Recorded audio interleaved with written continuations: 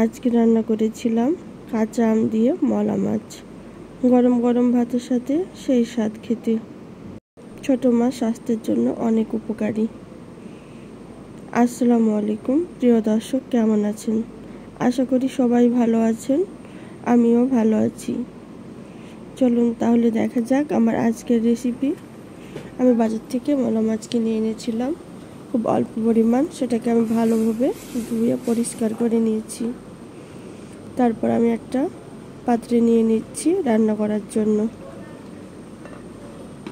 আর দিয়ে দিচ্ছি পেঁয়াজ কুচি, দিয়ে দিচ্ছি লবণ পরিমাণ মতো, হলুদের গুঁড়ো 1 চামচ, মরিচের গুঁড়ো 1 চামচ, ধনে গুঁড়ো 1/2 চামচ, আর তেল দিয়ে দিচ্ছি 1/3 কাপ, আর দিয়ে দিচ্ছি আদা রসুন বাটা 1 চামচ। তারপর সব কিছু ভালোভাবে হাত দিয়ে মেখে নিচ্ছি। আমি এটা হাতে মেখে রান্না করেছিলাম, একসাথে সব উপকরণ দিয়ে মাখিয়ে নিয়েছি। আর দিয়ে দিলাম কয়েকটা কাঁচা মরিচ। খুব সুন্দরভাবে মেখে নিচ্ছি। হাতে মেখে এই মাছটা রান্না করলে খেতে অনেক মজা হয়। আমার মাখানো হয়ে গিয়েছে, এখন আমি দিয়ে দিচ্ছি পরিমাণ মতো পানি। আমি হাতটা ধুয়ে দিয়ে দিচ্ছি পানিটা। এবার চুলায় বসিয়ে দিচ্ছি রান্নার জন্য।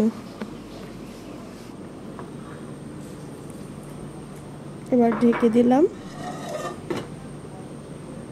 কিছুক্ষণ পর ঢাকনাটা উঠিয়ে নিয়েছি, মাছটা ফুটে উঠেছে। এখন দিয়ে দিচ্ছি আমি আগে থেকে কেটে রাখা কাঁচা আম।